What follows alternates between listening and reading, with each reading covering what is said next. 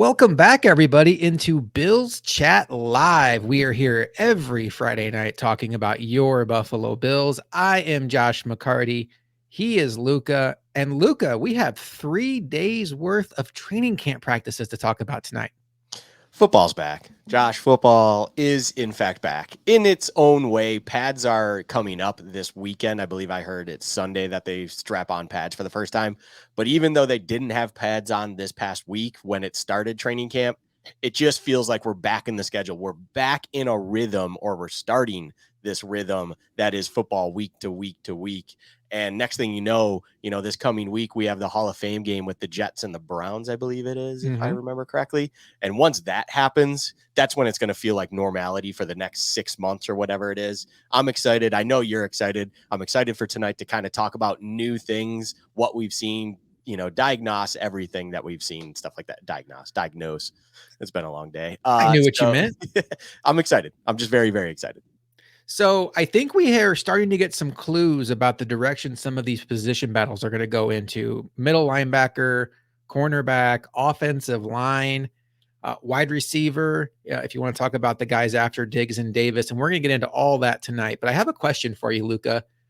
For myself, every year with training camp, I have this phase where at first I can't get enough. Give me the updates. How's Josh Allen looking? How's our top rookie looking this year? Dalton Kincaid. Spoiler alert, he looks fantastic. How's everybody? It's so great to have football back.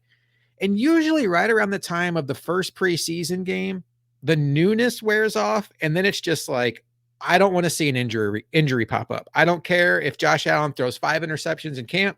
I don't care if Stephon Diggs is running with the twos. That wouldn't happen. Just tell me that nobody important got hurt and I am good. I will tell you, Luka, I got there a lot quicker this year with what happened to Jalen Ramsey yesterday to the Miami Dolphins. He's going to be out now until December with the scare of Joe Burrow getting carted off. He's going to be out multiple weeks. The scare of Garrett Wilson. I'm still into these training camp practices, still keeping up to everything going on with the Buffalo Bills. But the Bills fan inside of me is like, just please get me to September with a healthy team. Yeah, health.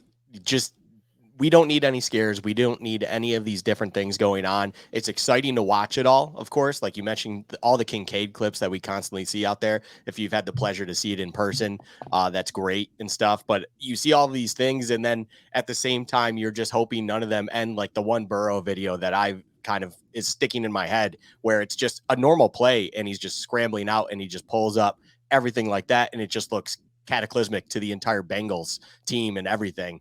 It sounds like just several weeks, which, to be honest, is almost lucky in a way. It's just a calf strain. It's nothing more than that for them. But yeah, the underlying kind of thing every time I watch anything when it comes to Bills content right now is health all there? Is everyone okay? Has anything happened? Even someone picking up a little knock is going to be a little bit of a downer. But as long as everyone got through everything okay, I'm happy. I don't care about everything else. It's all secondary to me at that point. So, yeah, it's always like health first and then everything else. Like that's always what it is. Every time I'm on Twitter, anytime I'm trying to get anything, that's the number one thing, number two thing, and number three thing is always health, and health. That's all I care about. Just make sure everyone gets through it clean, gets through this, and we get to September with a full roster with no problems. Well, speaking of health, we do have an update on Von Miller and Micah Hyde. That was the topic of conversation for both of us heading into our training camp preview. Micah Hyde has been practicing in full. He said his neck is a full go. He confirmed what our suspicion was, that he would have played in the AFC Championship game had the Bills made it past the Bengals the second round. Not the same for Von Miller, and I will also lump Jordan Phillips into this. They started off on PUP along with Tyler Matakevich. In the case of Von Miller and Jordan Phillips, Brandon Beane spoke about these guys at his press conference and then again on One Bills Live. The sense I got, Luka, is the optimism that Von Miller could be ready to go by week 1. It doesn't feel like it's quite as strong right now. And Brandon Beane even said that they're still trying to decide if it makes sense to even have these guys ready to go when the season starts. And he even mentioned the bonus luxury of, if they start the season on PUP, which would cost them the first 4 games of the year, that's 2 extra roster spots that the Bills could use to get an extended look at, say, an Alex Austin or a DJ Dale or a guy like Boogie Basham, who could be on the roster bubble with how many numbers they have at edge, a 4 more week runway. And I start hearing that and everything we know about Von Miller's ACL and the timing. And when you look at when Trey White came back, and I would just tell everybody out there, prepare to not see Von Miller week 1. I'm just going under the assumption until I'm told otherwise. It's not going to happen. I think it's safe to live in that mindset and just he's going to be out at least the first 4 weeks, just because as a business, this what is best for the business side of things as well as the player himself. Kind of, it's two things that both come together at, hey, start the season on the POP. We do not need you right out the gate. We need kind of that slot there to see maybe potentially what we got. Because the other part of this is you're not going to see a lot of action out of the preseason. You've already lost one game. You're not going to see as much action as you would have, say, 5-10 years ago. And maybe that roster bubble spot that you have for Basham, like you mentioned, you just want to give him one last chance in the rotation. And then from there, if you need to make a decision when it comes to Von coming back healthy, you can happily live with yourself if you kind of let him go. Like you can kind of feel things out and see what you have in a couple of different roster bubble things. And it just makes sense to start that way with these guys, especially Von, because you know what Von is, you know everything he's going to be. Let him get to 100% or as close to it as he can. And if it requires him to miss the first 4 weeks being on the PUP, so be it. There's nothing wrong with that whatsoever. He is not here to come out the gates and get us, week 1 through 4 wins. It's more about the end and everything that comes when it comes to December, January, and hopefully playing into February. The other guy on the PUP list, Tyler Matakevich, Matthew Smiley, the Bills special teams coordinator, did say today that's much more of a day-to-day situation. So I think you can expect to see Matakevich back in the fold, maybe even as soon as Sunday. But Luka, let's start off with what we've been seeing in camp. And I want to start with the guy who's probably shining the brightest. And I know it's a first-round pick. It's the new present under the tree. It's the toy you got for Christmas. It's always going to be the most fun toy to look at. And we all need to keep in mind, at the risk of Luka and I saying this 30,000 times tonight, I'm going to say it one time, and then we'll all just have an understanding together. We fully understand that there's no pads on yet, and there's only been 3 practices. So we'll take what we can get. We'll take the information we have, but we'll take it all with a grain of salt because pads can change so much about football. But what we have seen so far, Luka, out of Dalton Kincaid has been fabulous. One, we've seen him working exclusively with Josh Allen. 2, of the 3 practices, we have seen the Bills have a concentrated effort to be in 12 personnel. Last year, they ranked one of the lowest in the league in 12 personnel, which for those of you out there, 2 tight end, 2 wide receiver, 1 running back. The 1 running back, 2 tight end is where you get the 12 from. And what we've seen through camp is it's been about 50-50 split, 50% 12 personnel, 50% 11 personnel, which is the 3 wide receiver formation. So it excites me to hear how smooth Dalton Kincaid looks and how effortless his route running is and how Josh Allen says, I love throwing him the ball. But what also excites me is now we're in training camp. They're practicing the stuff they're going to use in the regular season. And there seems to be a very heavy emphasis on that 2 tight end formation.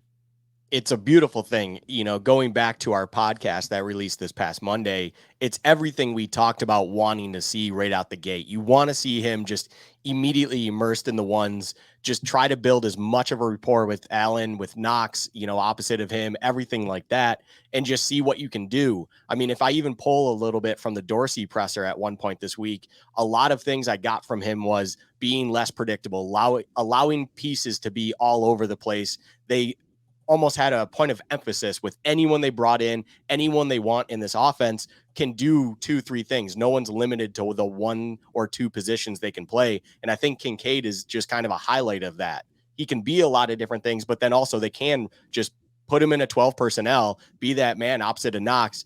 Let's not forget about Knox, of course, but it's like you have this new shiny toy that allows you to do certain things, and you can even approach the line in this 12 personnel and go at it that way, or just kind of build off of that. If you see something on the fly and try to do it quick, there's a lot of different things you can do just because of the skill set that is Dalton Kincaid. And he's showing it in spades with every clip that comes out day to day.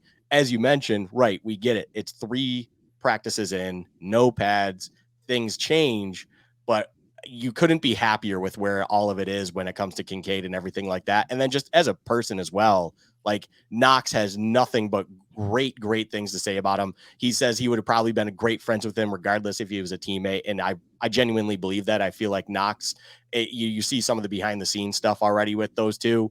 They seem very comparable and buddy types, and it could be a beautiful partnership moving forward. That's a real thing. There's an ego involved here when the team that you're on goes out and spends its first round pick on a player at the position that you play. It can be a blow to the ego. I mean, we just saw the ego. We both had a slip up already. We already saw this week Brees Hall, the Jets running back, tweet out LOL when reports came out that the Jets were going to sign Dalvin Cook. We saw last year on the Bills, Tyrell Dodson tweeted out bet when the Bills drafted Terrell Bernard. Turns out neither one of them could beat out AJ Klein. But the point is for Dawson Knox to embrace the drafting of Dalton Kincaid, to take him under his wing, to treat him like a teammate, a brother, an equal. I think that's fantastic. I think it also speaks volumes to how they both understand that they're both going to be very heavily involved. And the biggest question we had on draft night was, great, we know Kincaid's the best tight end in this draft, the best receiving tight end in this draft for sure. But are the Bills going to be able to use him with Dawson Knox there? And at least through the first 3 days of training camp, it appears that there is going to be a very heavy emphasis on Kincaid. And Luka, at this point, I would put my money on Dalton Kincaid mattering a lot to the Bills and mattering very early in the season. Yeah, he matters enough where it's going to be a name we stumble on a lot because Dawson and Dalton, it's going to be just an absolute nightmare, but the best nightmare to have because we're going to be probably talking about both of them a lot because of what if you put a lot of weight into what we've seen so far, we're going to be talking about both of them a lot moving forward because it really seems like there was an idea, there was a plan when it comes to drafting a guy with the skill set of Dalton Kincaid to kind of complement and add to this offense with Dawson Knox, with the outside weapons that we already have, and kind of move forward accordingly. Like it's nothing but pure excitement with Kincaid. It really is. It's the shiny new toy that hopefully should be a massive part of this offense for the entire season, and everything is great so far. Our guy Roy Collins in chat. Roy's here every week. We appreciate you, Roy, so much. Always being such a loyal viewer here. I heard Kincaid had a wolf block against Shaq. Needs a lot of work in that area, but hopefully he won't be asked to block too often. For the most part, Roy, most tight ends in this league, not named George Kittle, are going to struggle to block a defensive end, especially one as big and strong as Shaq Lawson. And you're right, Dalton Kincaid's calling card is not his ability to block, particularly somebody like a Shaq Lawson. He has to work on that for sure. But I think at least year one, you're going to see Kincaid split out wide. Or in the blocking game, he's going to be much more matched up on smaller linebackers and defensive backs. But thanks again, Roy. We always appreciate you hanging out. Let's talk about one of those position battles, Luka, that I think had a twist today. The middle linebacker that's going to be replacing Tremaine Edmonds. Now, to start off camp, a lot of us were hoping that third round pick Dorian Williams would eventually evolve into that spot. You and I have been saying all along that Tyrell Dodson is kind of like the Dane Jackson of linebackers, that the Bills have this belief in him, a comfort level with him, and we predicted he would get the first team reps. That happened. What also happened day one is Brandon Beane came out and said, we're going to treat Dorian Williams as more of a will linebacker this year. We don't want to overload him his rookie year with all the checks and the calls that the Mike has to do. We don't want him to be drinking from a fire hose. I think those were McDermott's words. So it seems like at this point, Luka, you can rule Dorian Williams out of the middle linebacker conversation. Second-year linebacker Terrell Bernard got first-team reps on Thursday, third-round pick from last year. But today, another draft pick from last year, seventh-round picked Balin Spector, got his turn at Mike, and he had a good pass breakup where it looked like he probably should have intercepted it on Josh Allen. He got roasted in coverage, I believe, by Stephon Diggs, which in that scenario, Ken Dorsey's got to be looking at Sean McDermott. A little bit of a mic issue there. Ken Dorsey's got to be looking at Sean McDermott like, gotcha, if you drop a play that gets Balin Spector covering Stephon Diggs. But it seems like right now, Luka, it's a three-horse race at middle linebacker. And I was a little surprised today to see Spector get his name thrown in the hat, but that's not nothing. It's not nothing at all. To me, today was the biggest day to kind of show you where their mind is at with that mic position, and it truly is an open competition. I think by you introducing, or by you, but by the Bills introducing Spectre to that competition, by giving him the day essentially at the ones position, in that mic role, they're really trying to feel it out and see who just fits the best. I think Dodson is just, as you described it perfectly, as we talked about before, is kind of that safe kind of safety blanket option for them, the Dane Jackson of mics for them moving forward. But they want to see what they have with these other two guys on the roster to see if they can pick it up, see if they can be the individuals who maybe can kind of grasp that role moving and take it moving forward and really just thrive. And Spectre had his moment. I mean, even in Jordan Poyer's presser today, he kind of said I bet you he wishes he had that, that pass breakup back because he felt like he should be able to intercept that ball. It it's an interesting situation because to me, it's like they don't have an idea of what they want yet, but it's also one where I'm okay with it because it's not like I'm all in on Dotson or I'm all in on Bernard or I'm all in on Spectre for that matter. It's I want them to kind of feel it out and just really give equal chance to all three of them and figure it out from there. Like just figure out who fills that role the best with as much time as you can while giving them equal reps, whatever it is. And then eventually, as time progresses, once pads get on next week, once you get into preseason games, whoever kind of feels it out the best from there by probably week 3 of the preseason, you should have that figured out. And then you just move forward with that. That is your guy. That's how you do it. I'm also, as you brought up earlier in the point, Dorian Williams kind of being pulled away a little bit. Just let him worry about the will linebacker position. Don't give him mic responsibilities. Don't try to feed him too much. I am okay with that. It's disappointing because I like him as a talent and everything like that. So just me individually, I'm like, man, I just want to see what he could do. But I fully back the idea and the mindset of it. You don't want to overwhelm him. You don't want to kind of kill his ability to develop in this league at the next level just because you're throwing so much responsibility at him. Kind of ease him in a little bit, let him just figure out his footing at the pro level. And then maybe if they see something special as he develops this year as an off-ball linebacker, maybe they can kind of give him a little bit more next offseason to kind of have an entire offseason to absorb a little bit more of the mic responsibilities and then take it from there. That will be fascinating to me when it comes to Dorian Williams is kind of next offseason now that we have heard what we have heard from Bean and everything else. So with the competition, I have no problems whatsoever. I like what they're doing. I'm imagining going forward, we're going to see a lot of the same next week, at least. We're going to see Dodson, Bernard, and Spectre all get their equal fair share. And it's going to be fascinating to see what happens with the pads on moving forward. It feels to me like Ty's going to go to Dodson. That's just how I see it, especially with the added responsibility of making the calls. And I do think this is one of those position battles you do want to settle as early as possible. Like you don't want to be making this decision the week before you got to go to the Meadowlands to play the Jets on the road where this guy has to be ready to communicate with all of his teammates.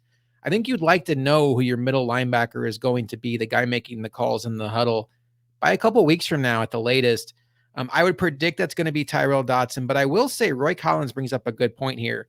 Is we obsess, all of us, I'll put my name in that up, like who's starting? Who's the starting middle linebacker? And we've been spoiled as Bills fans for the last, since 2018, of having a middle linebacker in Tremaine Edmonds, who's a 3-down linebacker. He and Matt Milano are a rare breed in the NFL, 2 linebackers who can play every single down. That is not the way it works on a lot of teams in this league.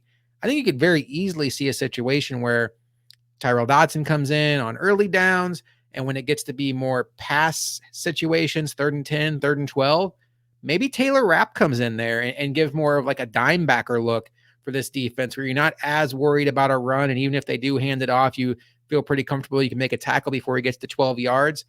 I think this could end up being more of a paint by numbers scenario at middle linebacker than a one guy earns the job. But at this point in time, it's so early. The biggest takeaway for me, Luka, is Dorian Williams is out.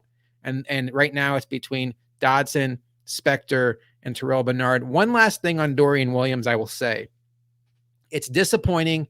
And I think a lot of fans are disappointed that the Bills spent a 3rd-round pick on a linebacker who now is backing up arguably the best player on defense. So the path to playing time is almost gone. But I will say this. We just saw Jalen Ramsey carted off yesterday. He's not going to be back until December. We saw Von Miller's season end like that on Thanksgiving when you weren't expecting it. The year before, Tre'Davious White's season ended like that. Micah Hyde, week 2. You think he and Poyer are going to be here all year? Micah Hyde's gone week 2. You never know what's going to happen. Having a player like Dorian Williams because you thought he was worth that pick in the 3rd round, just because right now sitting here on July 28th, he is not projected to start, does not mean he's not going to help you this season. And Luka, it's great to talk about rosters and projections and what it's all going to look like, but we've been doing this long enough to know that come November, this all could look so much different, and a guy like Dorian Williams could absolutely matter. Yeah, 100%. I mean, the roster, if you go to the rosters of the league around the league last season from opening day to, we'll say November because that's the date you brought up. If we kind of compare the two on all 32 teams, I would probably bet 30 to 31 of them look fairly different, and some being more significant than others. I mean, I think of like the Rams, who lost Cooper Kupp and a lot of major pieces throughout the season early on. You think of other teams as well, where it's just, it will blow apart for some. And it's like, if you like a guy enough in the draft, even if there's not a path to immediate playing time, it's not a bad thing to still take the guy you feel is most deserving at that pick. So it's like you have to separate the two a little bit. Draft picks and things like that, spending a 3rd round pick on a Dorian Williams is not just for the immediate needs, it's for the future needs as well, or anything like that. So if anyone's frustrated out there about something as, I don't want to call it small, but just as specific as that, I think it's a little bit short-sighted almost in a way. And you just got to think a big picture. And as you said, if anything happens, God forbid, to Milano, hopefully that's not the case, of course. But it's like, if something does, now at least you did spend that asset to get something like this, and you can kind of try to piece it together around that individual now moving forward. You always hope to be 100%, but that's just not realistic. There will be injuries. People will pick up knocks. You get to playoffs and no one's 100%. That's just the reality of it and everything like that. And maybe Dorian Williams does play a role, maybe even in just like certain packages, certain looks, stuff like that. I mean, the one thing I always kind of lean on right now is McDermott keeps talking about being very aggressive, and you hear it from all the different defensive players. What does that mean exactly? We have no idea. And we're probably not going to see much of any of that until week 1. So it's like, is there going to be a rotation based on a lot of different things? And maybe Dorian Williams is going to be just utilized in a lot of different niche ways moving forward in the immediate needs, and then develop as a player and being maybe a regular down player in the future. You don't know. And it's just going to be a fascinating thing to follow moving forward. Yeah, McDermott kind of gets this reputation of being like this laid back zone defensive guy, but people forget he came from Jim Johnson in Philadelphia, which the calling card was, we are going to dictate to you on offense what we want you to do. So that will be fascinating to track as we move along here. Let's talk about cornerback, Luka, because while we can all kind of say, okay, Dorian Williams, rookie this year, 3rd round pick, may not make an impact this year, we can live with it. There's a player at cornerback that was a 1st round pick last year that, at least up until this point in camp, looks like he is not tracking toward being a starter, and that is Kaiir Elam. So far, through 3 days, it has been Dane Jackson getting the lion's share of the run at cornerback 2 opposite Tre'Davious White. We did see on Thursday Christian Benford mix in a little bit, but then Dane Jackson came right back in. And then on Friday, you saw Kaiir Elam mix in a very little bit, but then again, Dane Jackson came right back in. And I believe it was Sal Capaccio on WGR that said one of Elam's reps actually was when Tre'Davious White was on the sideline, and not because he was hurt, but because they wanted to get a look at Elam and Jackson both at the same time, trying to cover Gabe Davis and Stephon Diggs. And I just got to tell you, Luka, if you would have asked me in May how I thought this was going to go after they had just basically extended Dane Jackson to a 1-year deal, I would have thought that this was essentially Kaiir Elam's job to lose. Now, we started hearing rumblings as OTA started picking up that don't sleep on Christian Benford. Don't assume this is Kaiir Elam's job to lose. When you hear that, you start to realize, like, where there's smoke, there's fire. And now we're seeing the fire in training camp that, for whatever reason, a year after they spent the 22nd pick on him, traded up to do so, they're still not really even comfortable making him the front runner in this cornerback competition.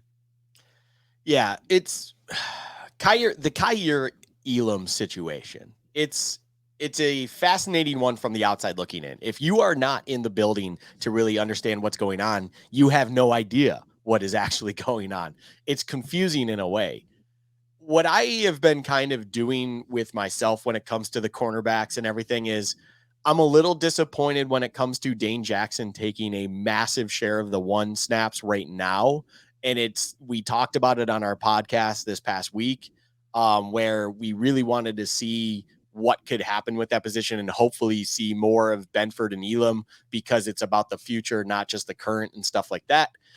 That's all fine and dandy. It's just at the same time, I look at it in a way where if they're trusting even Benford to take more snaps than Elam, it's disappointing with Elam, but you have to take the Benford snaps almost as a higher net positive than the Elam snaps because I still have more faith that Elam will be a serviceable pro.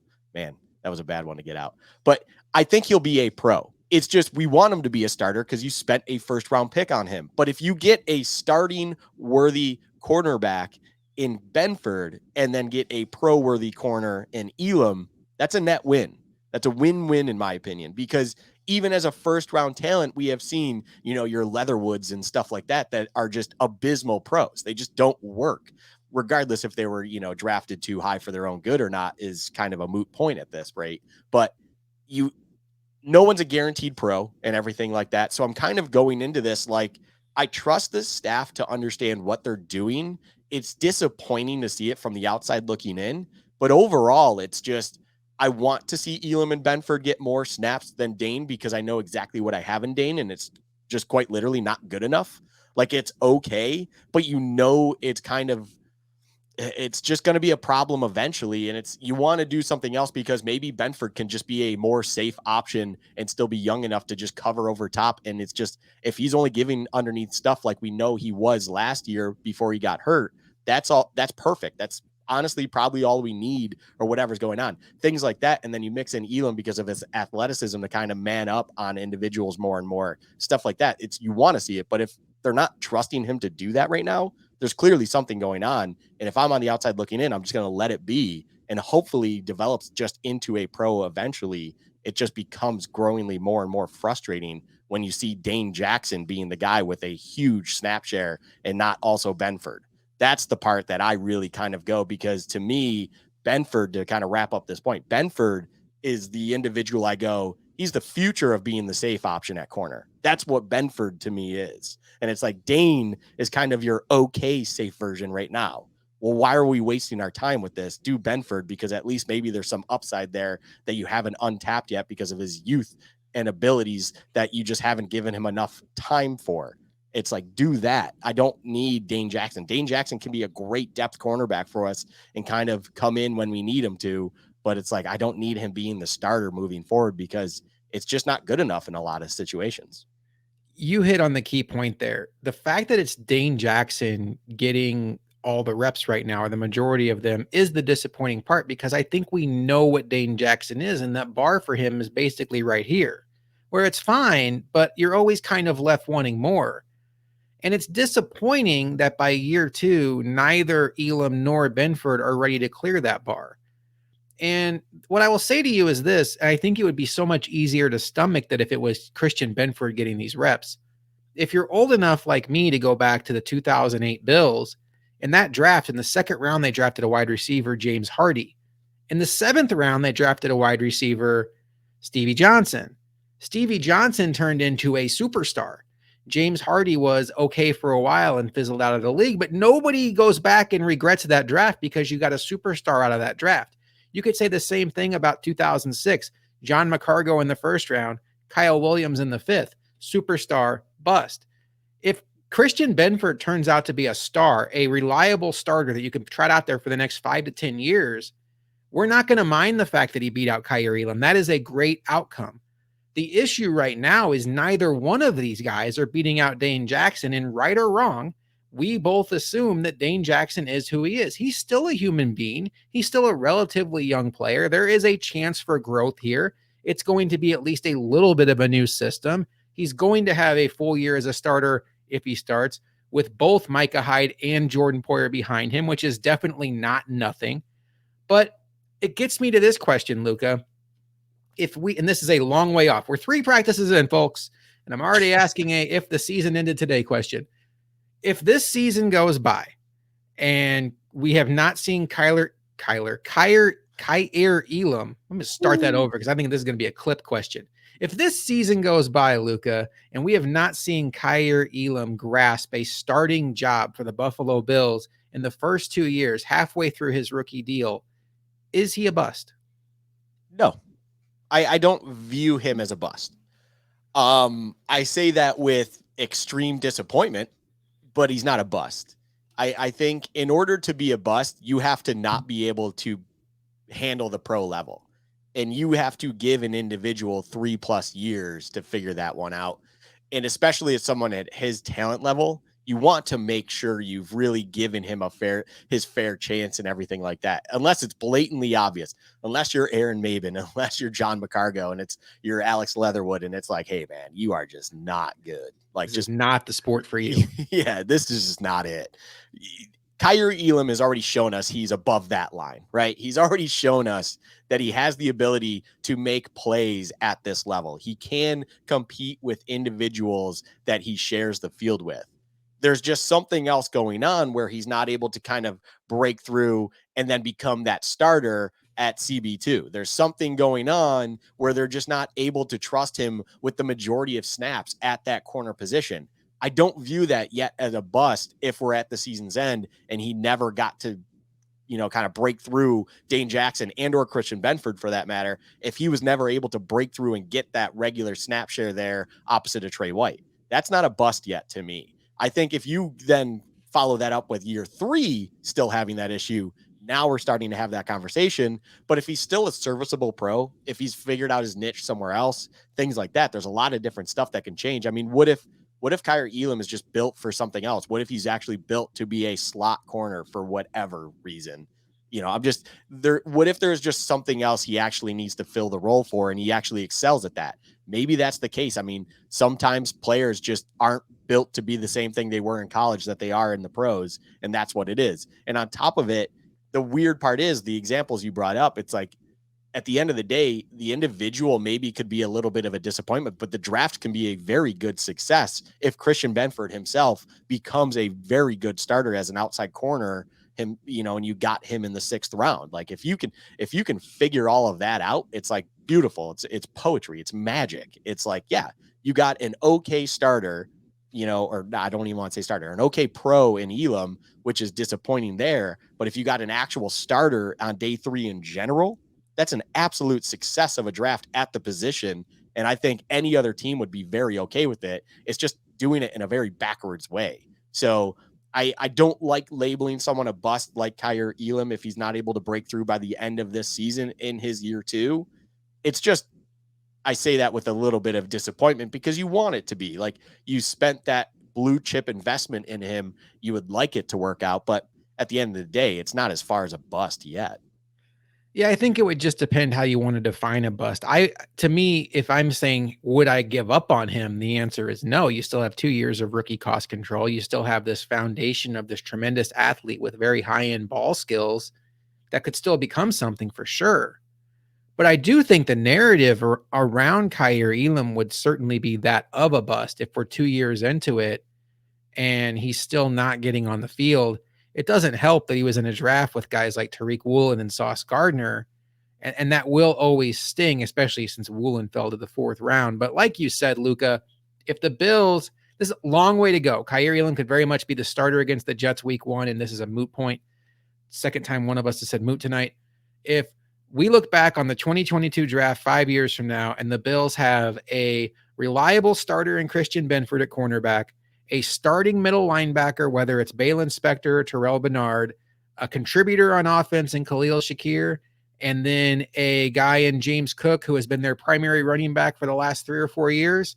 Successful draft. Yeah, the first round pick didn't work out, but you get 3 or 4 contributors. That's pretty good. So a lot to be determined here. Not time to give up on Kyer Elam at all. But I do think it's at least worth raising an eyebrow at this point, just wondering what is going on. One draft pick also out of Florida that is getting an opportunity, Luka, is offensive guard Osiris Torrance. And you and I both predicted that Ryan Bates would get the first run at right guard coming in to training camp. That did happen for one day. And then Osiris Torrance took over that spot on Thursday and Friday. Ryan Bates has continued to rotate in a little bit, but on Thursday and Friday, Torrance had the majority of the first team snaps on right guard. Ryan Bates, I think, has played a little bit at center, kind of like what'll happen if Mitch Morse goes out. I know David Edwards even got a series at right guard and first team at the end of practice.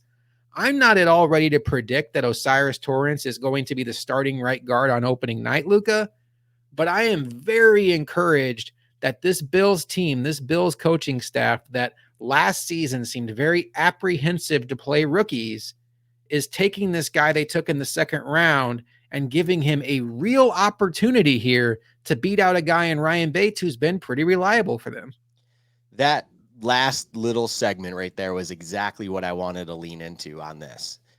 The fact that you had 3 days, we're pulling from 3 days of practice, and you had Bates kind of initially in that, and then immediately it seemed like they probably had the plan going into this week of equal opportunity, everything like that. And yet the rookie Osiris Torrance comes in, and they liked it so much that they wanted to continue to build on that today, and then do things like have Bates tap in for Morse at one point, and then you had Bates at center next to Torrance. That to me is extremely promising. To me, that is Osiris Torrance might be actually everything we thought he is early on.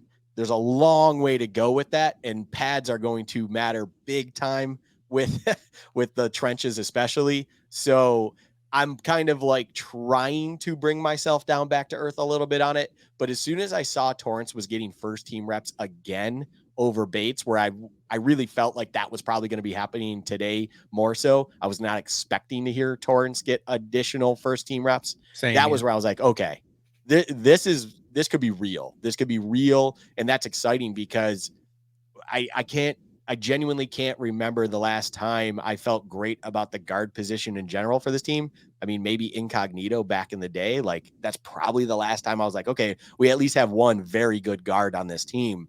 If we have someone as young as Torrance really kind of solidifying that right guard spot, something we talked about before, if you can solidify that, you kind of have everything going on that it is in the left. And then your center position can kind of really have a bit of a injury proof kind of backup with, Bates coming in for Morse, if that's the situation. And then Bates in general becomes he's a top 10 interior kind of replacement around the league if you can, because he has legitimate starting experience. He is a very good lineman in himself. He's not anything exceptional, but he's very good.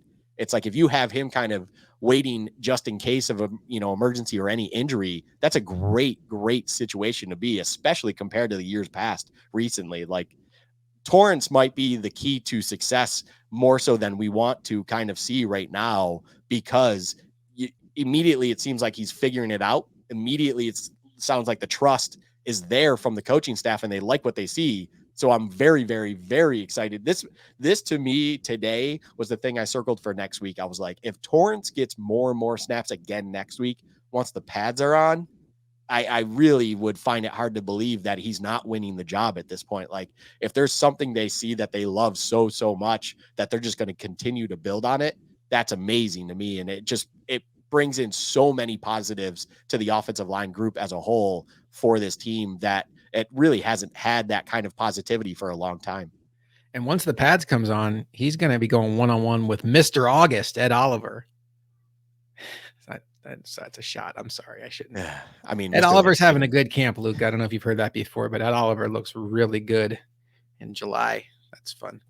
All right. But yeah, I'm with you. Osiris Torrance, I think I'm very excited about where he could go. And you really hit the key point there.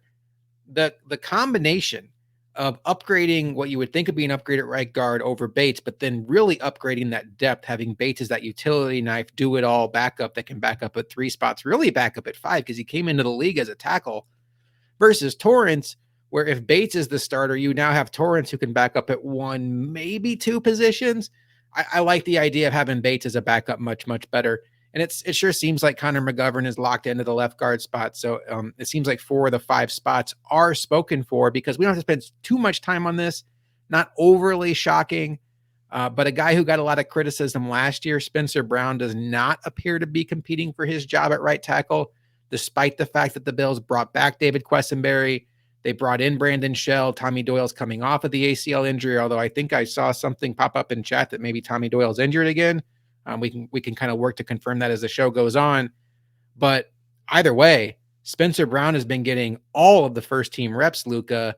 And I'm not going to say that that has to be a bad thing. The Bills clearly have belief in him, talking about how he missed a lot of camp last year because of the back injury, and he lost a lot of development in college because of COVID. He was a raw prospect coming out of a small school. I get all that. He's a rare athlete.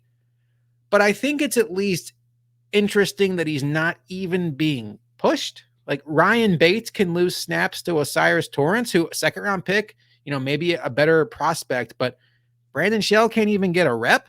That to me is a little bit weird. It almost feels like this is a overcompensating. We don't want to make Spencer Brown start questioning himself kind of thing. Yeah, finished it perfectly. I think they're going with the approach of they want to instill confidence in him.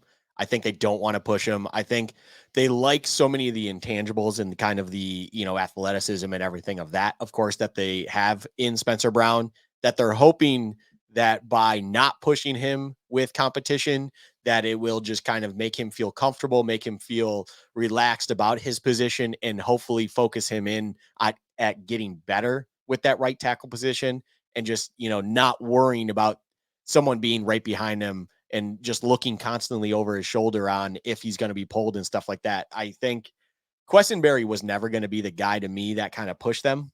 Of course, it definitely Brandon Shell you would have liked to see get some snaps just to kind of I don't even know. Like if your mind was to not push him, I don't think you would necessarily be pushing him, or at least making him feel like his job is up for grabs by just giving some snaps to Brandon Shell. You're almost doing a disservice to just make sure like everything's okay, or even showing him something a little bit that he could learn from, whatever it is. Maybe those conversations are happening in positional rooms and stuff like that, in meetings and whatnot. Maybe Shell is kind of assisting a little bit more with Quessenberry and the rest of them with Brown to kind of help him get better at that position. You want Spencer Brown to be the guy. I want Spencer Brown to be the guy. I want him to be the guy because of just how athletic he is.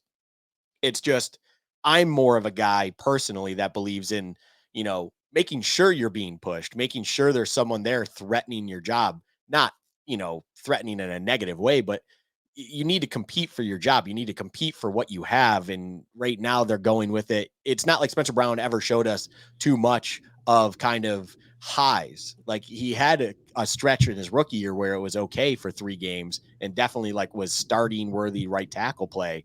But outside of that, it was very hit or miss since. And now you're just like, I would like someone to just push him a little bit so he could focus and just build on that moving forward. And that's just my personal preference, and they're clearly going with the opposite, and that's just something we're going to have to live with. I'm not necessarily surprised by it. It's just disappointing because I just live in a different world where I would prefer someone pushing him. John Robert in chat, second time, saying that Tommy Doyle's injured again and they signed Justin Murray, and I cannot find any of that online. And it even says Justin Murray is a Las Vegas Raider. So we're going to move on from that. And if we were wrong about that, I'm sorry for even mentioning that. That does not sound like the case. But either way, the point remains Spencer Brown appears to be just having a stronghold in that right tackle position. And his development, Luka, would be absolutely vital for the status of this team, because if he continues to be a weak link, you can have Stephon Diggs, you can have Dalton Kincaid, you can have Dawson Knox, you can have James Cook, you can have Josh Allen. None of that matters if the quarterback is running for his life like he was doing against the Cincinnati Bengals. Let's talk about one more update here, as I, of course, lost my screen. Fantastic job by me. Okay, one more update I have for you. I forgot to mention this. AJ Epinesa, Luka. It seems like going into this offseason, there was a hierarchy of edge defenders on the Bills. It was Von Miller and then Gregory Rousseau.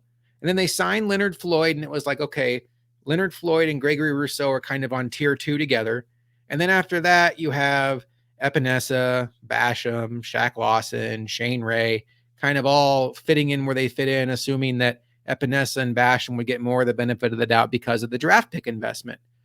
What we have seen through 3 days of camp is AJ Epinesa rotating in with the ones. Von Miller's out. So it's opposite Gregory Rousseau, rotating in with Leonard Floyd, spending as much, if not more time with the ones than Leonard Floyd. I'm not as much worried at all about Leonard Floyd. That doesn't bother me. He's a vet. You might be managing his reps. The Bills rotate their defensive ends anyway. The thing I take away from this, Luka, I think this is a sign that AJ Epinesa has graduated from that lower class of defensive ends on this roster, the Shaq Lawsons, the Boogie Bashams, the Shane Rays. And it feels to me like he is now up in that grouping with Rousseau and Floyd. And that's great for him. And if he takes the step and becomes a decent pass rusher, this unit is absolutely stacked. Stacked? No, Von Miller. No, at full health, yes, absolutely. Yeah. And I'm just playing with you a little bit. I've never really been the biggest Epinesa fan just from day one and stuff like that. I think his game definitely has some stuff that is exciting. It's just it feels almost limited at times just from what we've seen on game days. But it's promising to hear that he is separating from others. And potentially that could be because Shaq Lawson and Boogie are just continuing to be what we know them to be. And maybe he has just elevated his game somewhat more. We don't know for sure if that's the case, but at least potentially they found maybe that DN4 that can feel comfortable with rotating in from Floyd and even Groot or, Von, whatever the rotation system is, wherever they're trying to play them and for whatever reasons. If you have a guy like Epinesa to kind of solidify that DN4 spot and has improved from what he is, I am with you. I'm very happy, and it's a very stacked DN group. It's a very stacked edge defender group. It's just I want to see it to believe it. I am not going to live in any world where AJ Epinesa at this point has gotten better than what we've seen for the past few years. I just haven't seen enough, and I like to believe that I need to see it on game days. I need to see it on the field, not on days without pads early on in training camp. Hopefully it is as good as it sounds and he is capable of taking away snaps from Floyd to be truly part of the rotation and be at someone at the level maybe where he is in that tier, as you mentioned, with Groot and Floyd. But it's like, I am not going to even come close to saying that he's trying to break through to that tier until I see something physically on the field that shows me that he is capable of that. Because I don't want to, I can't believe that he is that player just because I've seen what Floyd is. I've seen what Groot is. And obviously we know what Von Miller is above them. It's like, I don't look at AJ Epinesa on their tier. If he has figured it out now in, what is it, year 4, that's great and perfect. Better late than never. But it's a see to believe kind of situation with me and AJ Epinesa. And my thing with AJ Epinesa is not that I believe he's even going to be as good as Leonard Floyd. I think this is more about how the Bills view him within the pecking order. And it sure seems like to me that once the season starts, if Von Miller's on PUP like we expect, that it's going to be Gregory Rousseau with AJ Epinesa and Leonard Floyd rotating at the other defensive end. I would expect Shaq Lawson to be the fourth guy. They really only rotate 4. Maybe Boogie Basham takes a leap. You sure would love to see that here heading into his 3rd year. But really, it's what is it going to look like when Von Miller comes back, assuming they're at full health, which is a very dangerous thing to assume. I would think that this means that Von Miller, Gregory Rousseau, AJ Epinesa, and Leonard Floyd are the 4 primary pass rushers. And we have been hearing some reports that Sean McDermott has been dropping defensive linemen into coverage. And when you think about Leonard Floyd, who actually has background as a linebacker, Von Miller came into this league as kind of a linebacker, but he's always been an edge rusher. And then Epinesa and Rousseau both have good length, decent athletic ability. That gets you kind of excited about what they can do in that regard. I want to talk now, Luka, about the wide receiver situation, because I think we know by now that Stefon Diggs and Gabe Davis are the 1-2 in this offense. But at this point, what my read on what's going on at camp is we know who the top 5 wide receivers are. It's Diggs and Davis, obviously 1-2. And then in no certain order, you have Deontay Hardy, Trent Sherfield, and Khalil Shakir. Those 5 have been working in with the ones, and everybody else, every wide receiver on this roster below them has been working with the 2s and the 3s exclusively. So from that respect, Luka, I think we know who the 5 biggest contributors are going to be on game day. And we do have a wide receiver roster move we can talk about in a second with the Bills making a signing tonight and cutting another receiver. We'll get into that in a little bit.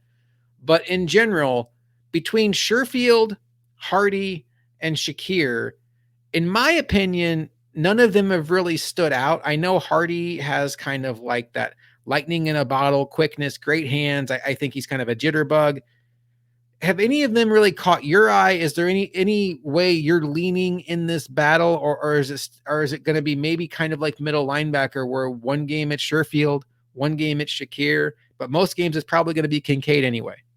So when I look at those three, we're talking about Shakir, Hardy, and Sherfield, of course, and I look at it as I don't think they're supposed to separate from each other because they're all completely different players. All three of them.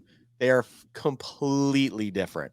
Obviously, Deontay Hardy is a small, shifty kind of get him in open space. He's quicker than almost anyone else that's out there. You just have to maybe be a little bit more manufactured in how you get him his touches, but he's a very, very electric in the bottle kind of player. I think Sherfield is kind of that individual who is underrated for his speed and has ability to get downfield and everything like that, but also has a bit of a blocking prowess to him and stuff that you kind of won't know exactly what's going on with him on the field. And he's kind of a utility belt of a wide receiver. And then Khalil Shakir, I think, is just a little bit more of a, I don't want to call it traditional wide receiver, but I look at him as that. Like, he's a pass catching wide receiver. He's not going out there to block. That was kind of his big knock, last year. And it was clearly noticeable that his blocking, even on outside wide receiver screens, on run plays, anything like that, Shakir just didn't have the abilities yet, or at least the understanding of how to block yet. And that's just going to take time potentially because he was never asked to do that at college or anything like that. But he's a very, very talented wide receiver in himself. So all three of them are kind of just unique in their own right. And it goes back to a point I brought up earlier in the episode where it's like, I think the idea of this offense was making sure there wasn't one way to kind of do it. There wasn't anyone fixed in their role. And that slot wide receiver, that wide receiver 3 spot, is 3 bodies kind of creating it. And then also, as you just brought up right at the end, as you passed it over, Kincaid can also fill that spot if you need, or to do other things as well. So there's just a lot of different ways to fill that wide receiver 3 spot, that third target out downfield.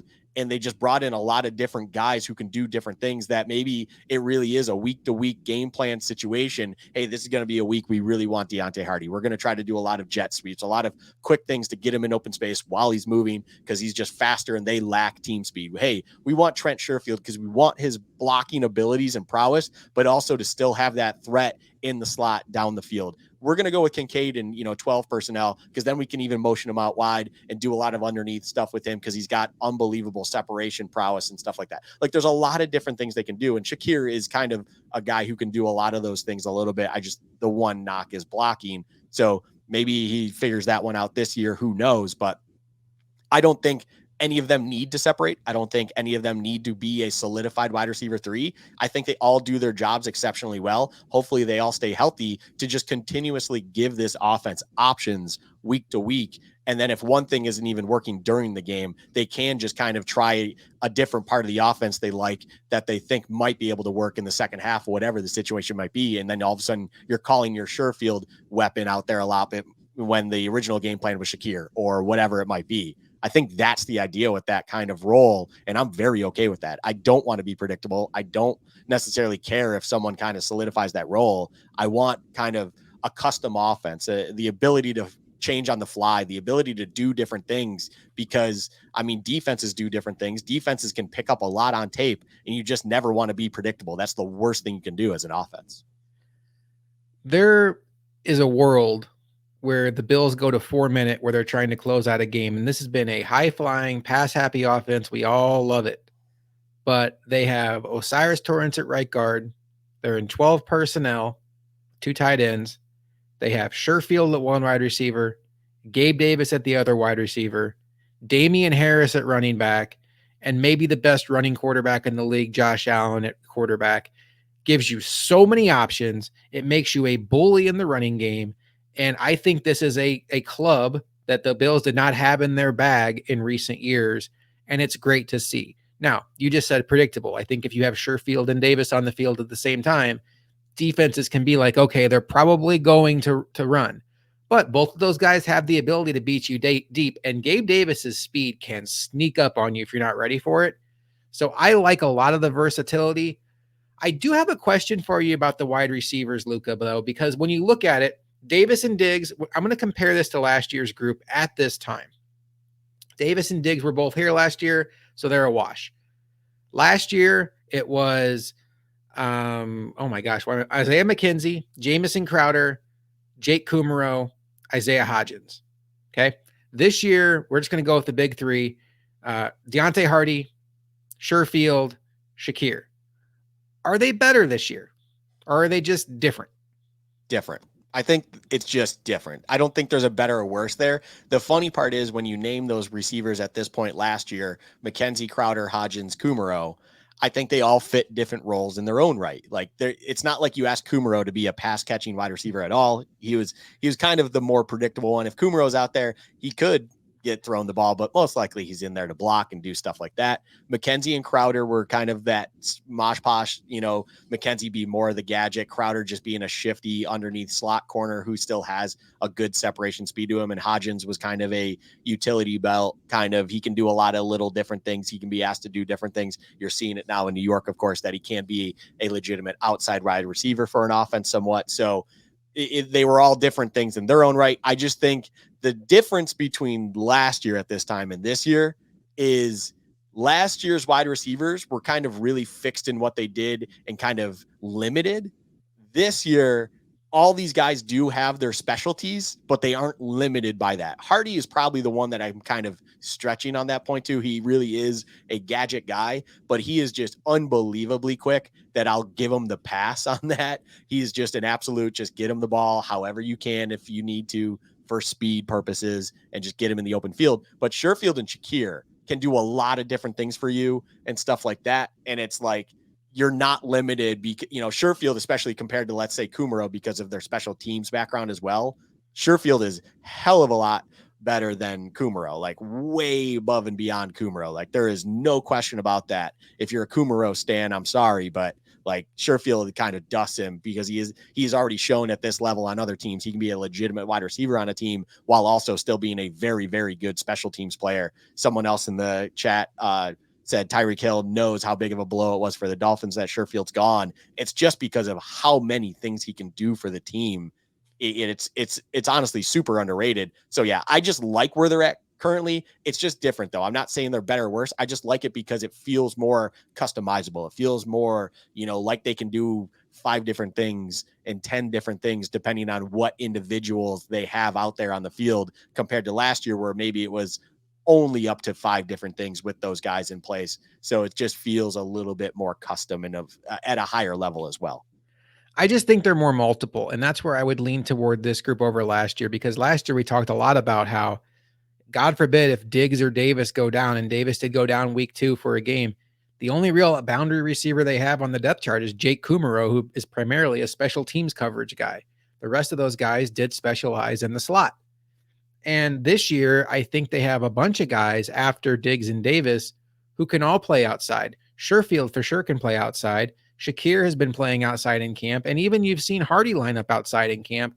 So I think they have the ability to be more multiple when you compound that with also having the Kincaid flexibility with Knox and what you think James Cook can do. You've been hearing reports about him lining up at wide receiver, some in camp. I think the potential is there for this offense to really create matchup nightmares. We saw it a little bit on Friday where Diggs got matched up on Balin Spector. It'll be fun to see what happens when the real games start, if Ken Dorsey can cook up a good game plan and really get all these guys involved, because there are a lot of weapons here. Luka, this wasn't in our show notes, but I will just tell you, seeing the guys back on the field, I will tell you, like all offseason, I've been kind of talking myself into the fact that the Bills are still good. I don't know if it was like the bad taste in my mouth from the Cincinnati game or the fear of the age regression of some of their important players or just not really knowing when Von Miller would be back.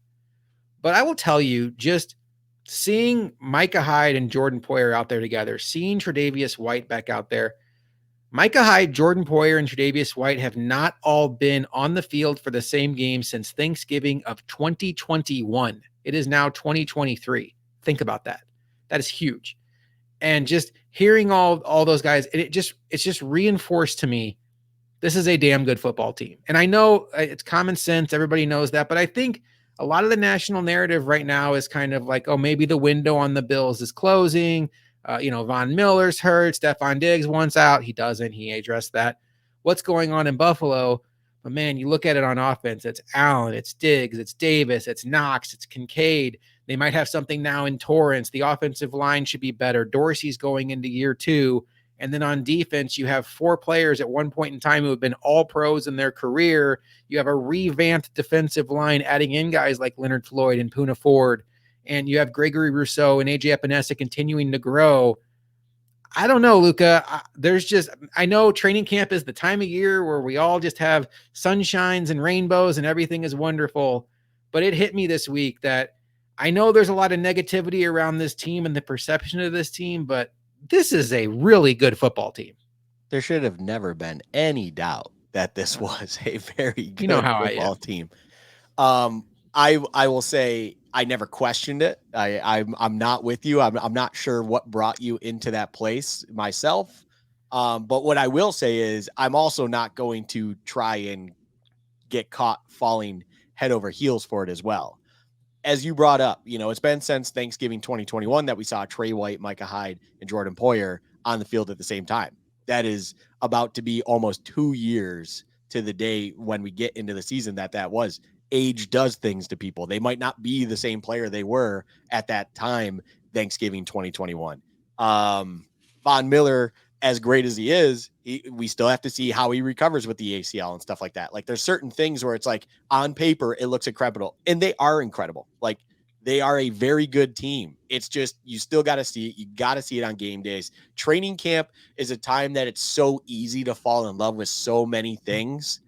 You got to reel it back in a little bit and understand where you are in the season, where you are at this point, and just be like, look, it's okay. They got to put the pads on, and then you see how they are once the pads are on. Then you got to have them play games against other teams where they're not kind of pulling their punches, let's call it, in practices, because you're playing against your comrades. You're playing against your teammates. You don't want to hurt them. You don't want to go all out, obviously.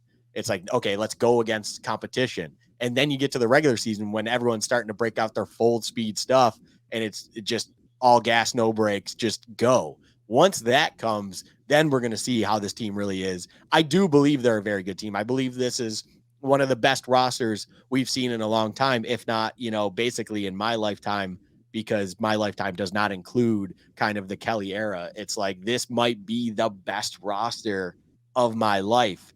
And it's like, I don't want to say that yet, though, because I need to see them play. I need to see what's going on. If you took Micah Hyde in his prime and Jordan Poyer in his prime and Von Miller, as prime Bill pre-ACL injury, I'm not going to say prime, because if we had him in his prime on the Bills, boy, would that be something. Best player in franchise history. Yeah. But it's like, yeah, if they're all in an ideal world, the best they could be, I'm all in. Like, this team should not lose more than 2 games. We're going to be great. But I need to see it first. Age does things, stuff like that. Just, I want to be real about it. It's like, it's easy to get excited at this time. I don't know what brought you into a place of pessimism before then getting excited here. But it's like, okay, let's reel it in. It is the first week of training camp. It's all okay. We can have a real conversation about that. And I don't mind saying it. The Diggs thing was hanging over my head. I really worried about it. And because I will tell you, I understand that it has been overblown.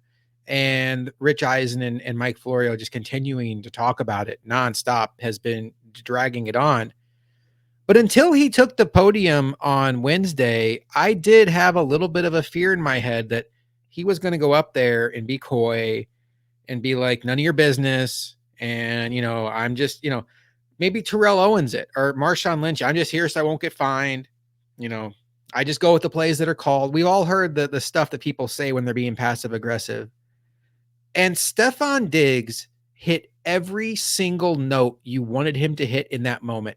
When he went to that press conference, he looked like a team leader. He looked like a captain. He looked like a superstar. He acted like all of that. He answered all the questions, including one by John Worrell that went on for like 30 minutes. We don't have to get into that. But he was to the point. He was honest. and he let you in on what his frustrations were. He clarified what his frustrations weren't. It's not about my target share. Look at my target since I came here. I'm damn near the top of the league. It's not about wanting to call plays. I'm a wide receiver. What do I know about being an offensive coordinator? It's not about wanting to be out of Buffalo. I want to retire a Buffalo Bill 100%. He put it all to bed. And when he said that all, Luka, and when he got done with his 20-something minute press conference, I will be honest with everybody, it felt like a weight was lifted off of my shoulders.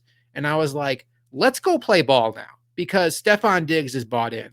I was truly worried about what direction he was going to go. Was this going to be a situation where, he's kind of unhappy still? Something's lingering. We don't know what it is.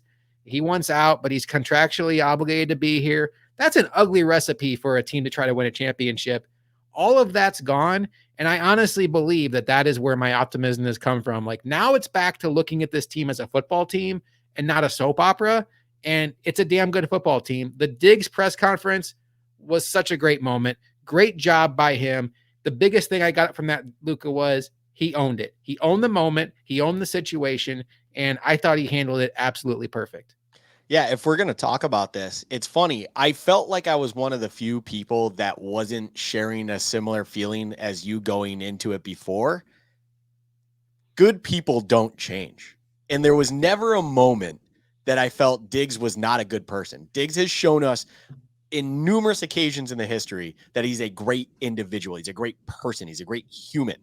Okay. So for someone that is that good as a person to then get that frustrated at things, I think there's a base for it. There's an understanding. There's a reason that it's happening, but he's still a great individual where he can also see the big picture. He can understand what's going on, and it wouldn't be unjustified or kind of dramatic or whatever just to make it about him and stuff like that. I don't know who he is individually, like at a very personal level, but everything you see examples of what he does for the community, how he works with people, how he's communicated to the media in the past, like it was kind of a one-off the last time we saw him. So going into that presser, I expected kind of something along the lines of what he did, but I think he even went above and beyond it in a way. I think he even exceeded my expectations in all the most positive ways possible, but it didn't surprise me because that's just what I would expect from him as a person and as a human being. Like he wants to kind of face it. He wants to kind of be transparent as much as he can and just let everyone know what's going on in a real way. And he does understand the big goal. He understands what's going on and just put this to bed once and for all, which he absolutely did in spades. Like it was perfectly done. Like you said, it if anyone was worried, it, took the load off their shoulders. They're feeling great and they probably find themselves where you are. I just wanted to believe in a great person can still be great. And then they kind of showed it once again being Diggs. And it's not that big of a deal. It's not a worry and stuff like that. And just letting the surplus of media kind of put you in a blender is just unfortunate because we're in an era and we're in a time right now where everything's at your fingertips more than ever. You can kind of just get yourself caught in a sandstorm, and just absolute nonsense of just all this berating negativity and stuff like that when it comes to the Eisen stuff. And, Dan Patrick, you got Hushmanzada on the Coward Show, all these different things that can really paint a bad light on what's going on because there's a history in their world that shows them that this might be a problem. But it's like, look, that's them. That's what they deal with. This is not Stephon Diggs. They don't know Stephon Diggs at a personal level. He needs to be able to answer it himself if you want to actually understand what's going on. And he did it perfectly. He did it absolutely everything I expected. And it was absolutely well done on his part. Well done by the Bills. I'm sure there was a discussion on how he should, kind of address it and whatnot. So it was perfect. And I'm glad it put you in a better space, Josh. I'm very glad, but that's where my head was going into it. And I'm happy, I'm happy Diggs confirmed to me he really is in fact a good person. Yeah, I feel much better. Johnny Baumgartner asked, any MLB talk coming up, fellas? No, Johnny, this is a football show. We don't really get into baseball on this. I'm sorry. I'm such a cheeseball for that. I'm sorry. Johnny, we actually covered the middle linebacker earlier in this show. Totally understand that you showed up late. We absolutely respect the fact that you were here. Just to recap real quick, seems like a 3-horse race right now between Balin Spector, who did start with the ones today, Terrell Bernard, who was with the ones yesterday, and Tyrell Dotson, who was there on Wednesday. Still kind of feels like it's Tyrell Dotson's job to lose. Dorian Williams appears to be now focusing on backup weak side linebacker out of the middle linebacker competition. But The pads come on Sunday. Middle linebacker is certainly one of those positions. Johnny says my fault. I'm totally kidding with you. Dude. Like, I appreciate you being here. I hope you didn't take that any way but a joke. That's all it was.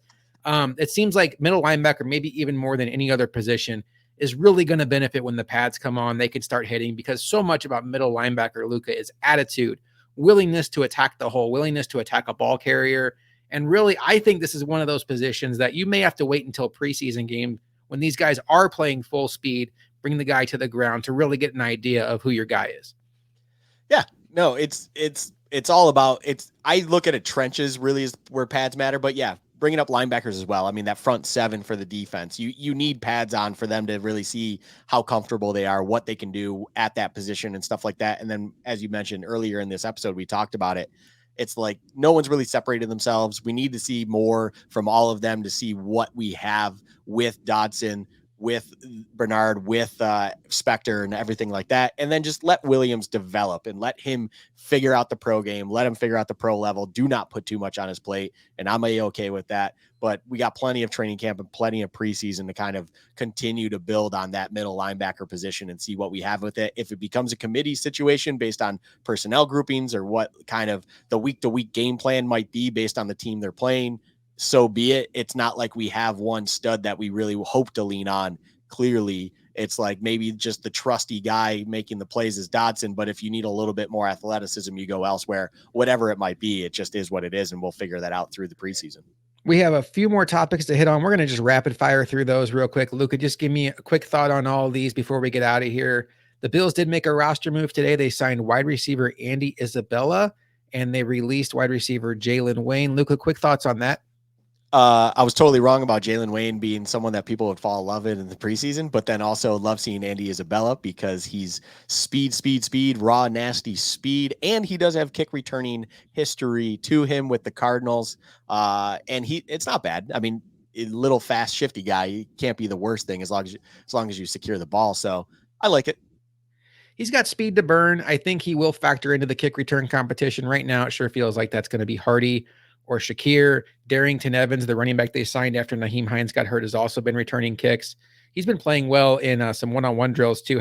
Apparently he roasted Dorian Williams today in a pass route. And then, maybe he fits in there. But I also think there's a chance that they looked at how this roster was shaping up, and Andy Isabella is a guy that could give them some much needed speed on the practice squad, where if a guy like a Hardy or a Sherfield or a Davis go down, they still have that speed element they can inject, not on those guys' level, but somebody to get excited about there. So another thing I want to ask you about, Luka, is James Cook. Ken Dorsey's been saying that he views James Cook as a 3-down running back. And that has transpired where the Bills did a lot of third down work on Thursday. Cook was on the field a lot, blocking, pass catching, moving all over the formation.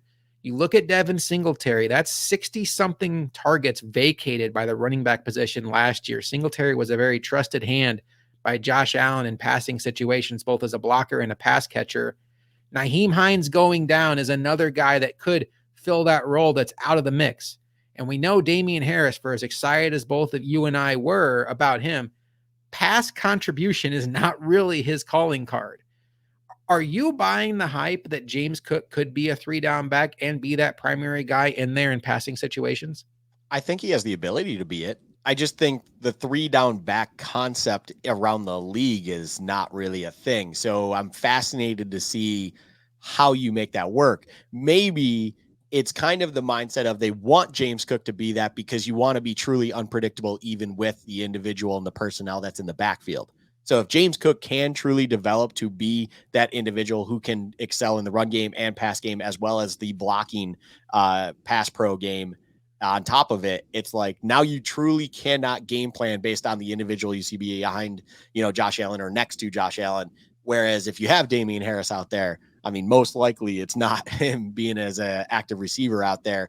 I mean, you're going to probably have him run some routes just because you have to. But overall, you want to be unpredictable. You want to be simple. And maybe that's the philosophy behind it. I think he can be that guy. He can be a 3-down guy. He's an exceptional athlete, and he just has all the raw talent and ability in him. It's just, I'm more questioning or curious to see why, because it's not really something that happens around the league. You only have a few guys, your Christian McCaffreys, your Barkleys, and stuff like that are true, get them on the field as much as you possibly can because they're just that exceptional.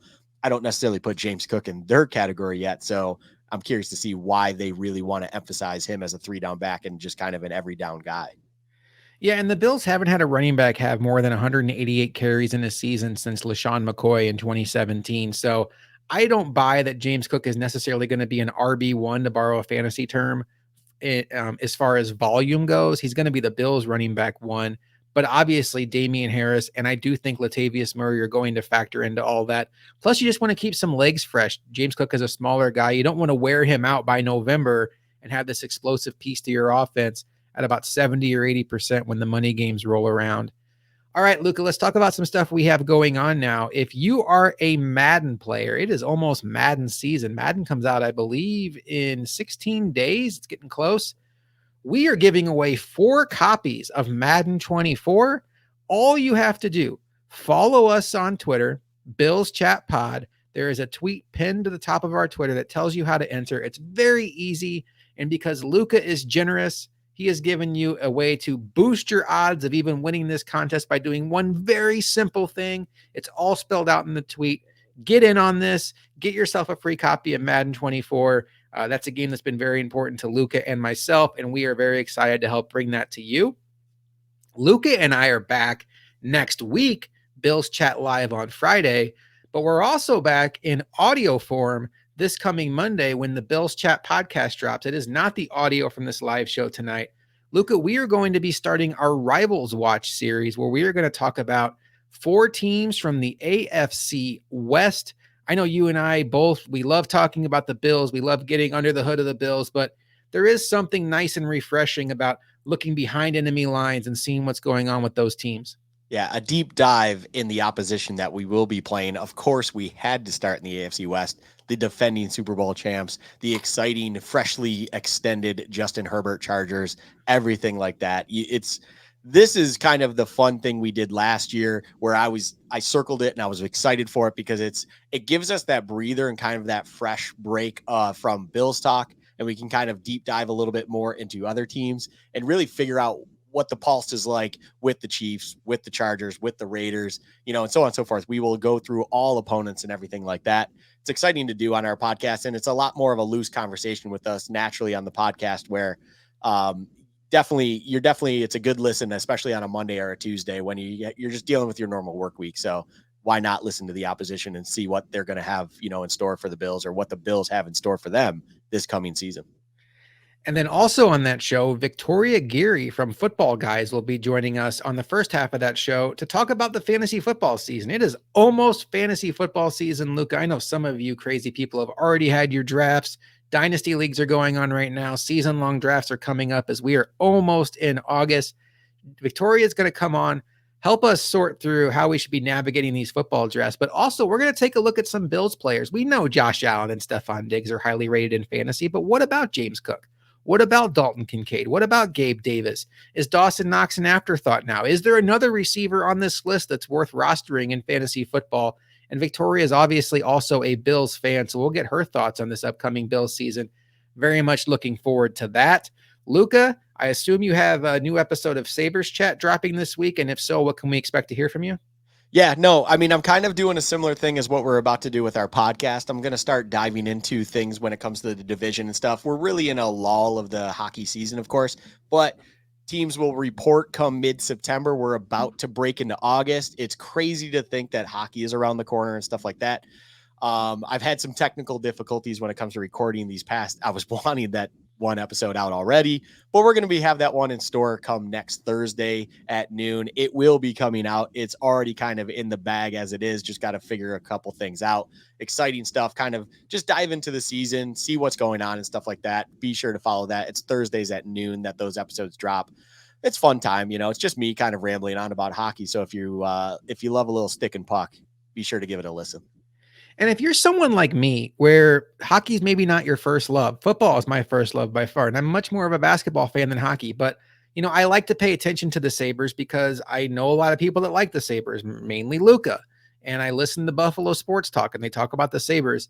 Sabres chat is such a great way for someone like me who doesn't just dive into Sabres content to stay connected to the team, to feel the pulse of the team. I was watching it last year as the Sabres tried to push for a playoff spot, ultimately fell short. And then I've been watching the offseason content. It's just a great way to feel connected without having to dedicate so much to your life like we already do to these Buffalo Bills. Speaking of the Buffalo Bills, they are back on the practice field on Sunday.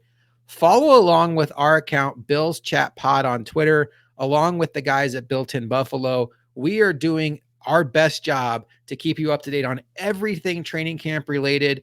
I've been putting out a video every day after practice, not today because doing the podcast, it's all in there today, but every day after Bills practice, doing a quick little 5 to 10 minute recap, hitting the high points, which players shined, which players may be disappointed, all the updates. So if you don't have the time to sit there and read a bunch of articles or follow along on Twitter, look for us on Bill's Chat Pod. We'll give you a quick little 5 to 10 minute video recap, let you know everything you need to get to. It usually uploads late at night. Get it with your breakfast in the morning, drink your coffee, get caught up on all things Buffalo Bills. We got you covered here at Bills Chat. We love this time of year. For Luka, I got the point right this time, Luka. For Luka, I am Josh McCarty. We will see you next time on Bills Chat Live.